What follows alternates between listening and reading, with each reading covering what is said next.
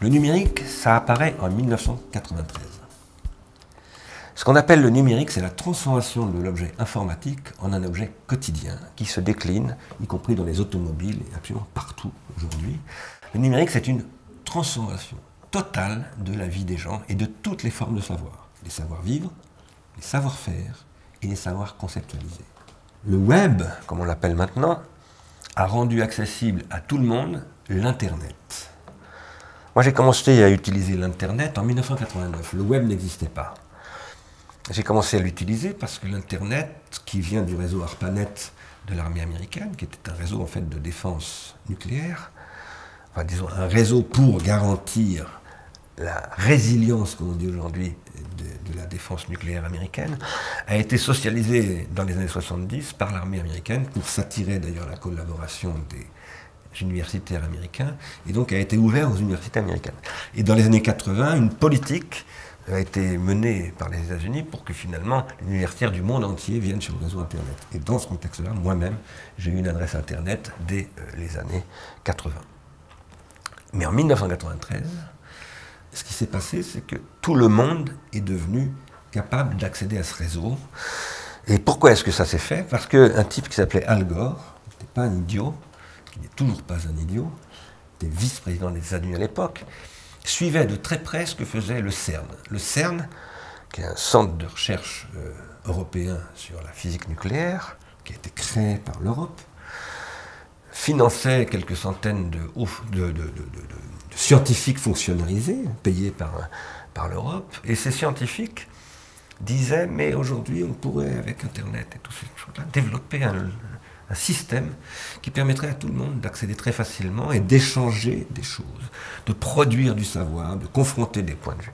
Ces gens-là, dont le plus important s'appelle Tim Berners-Lee, ont inventé donc une suite logicielle et surtout des langages, et en particulier des protocoles, comme on les appelle, deux protocoles, l'un s'appelle HTML et l'autre le protocole d'adressage des URL. Et ils ont mis au point quelque chose qu'ils ont décidé de verser dans le domaine public.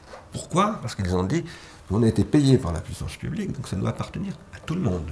Dès que le CERN a versé dans le domaine public ces technologies, ceux qui se les sont appropriés, ce sont les États-Unis, avec Al Gore en tête. En tête, qui a d'ailleurs à ce moment-là dit il faut défiscaliser toutes les créations d'entreprises, ça va être un boom. Et il a eu évidemment raison. Ça a produit une énorme transformation. Moi-même, j'ai été missionné en 1994 par l'Union européenne, enfin par la Commission européenne et la région Nord-Pas-de-Calais. Alors pourquoi est-ce que j'ai été missionné? C'est parce que j'avais développé à l'université de Compiègne un laboratoire qui s'appelle COSTEC, qui travaillait sur ces questions. Et en 1987, j'avais fait une exposition au Centre Pompidou qui s'appelait Mémoire du futur, dans laquelle je disais, au XXIe siècle, tout sera en réseau. Les gens accéderont à des tas de fonctions et ils pourront manipuler des images, faire des journaux, etc. Ça apparaissait totalement utopique pour les gens généreux et absolument fantaisiste pour les gens qui me prenaient pour un fou. Et c'est ce qui se passe aujourd'hui. C'est la raison pour laquelle l'Union européenne m'a proposé ce travail sur l'impact du développement du numérique sur le territoire de Nord-Pas-de-Calais. Et nous avons souligné évidemment les pertes de fiscalité, les dangers pour la vente par correspondance, les opportunités, etc. etc. Bon. La grande transformation du numérique, c'est l'Europe qui l'a accomplie, avec de très bons scientifiques européens, de très bons ingénieurs européens. Nous avons aujourd'hui encore les meilleurs mathématiciens du monde en France. Nous avons un pool d'informaticiens extraordinaire. Moi, j'en forme beaucoup. Ils foutent tous le camp en Californie. C'est quand même malheureux. Et pourquoi est-ce que c'est comme ça? C'est parce que si vous regardez le rapport Pisoni-Ferry, par exemple, qui vient d'être donné, il n'y a pas un mot sur ces questions. Le numérique, c'est une énorme transformation extraordinaire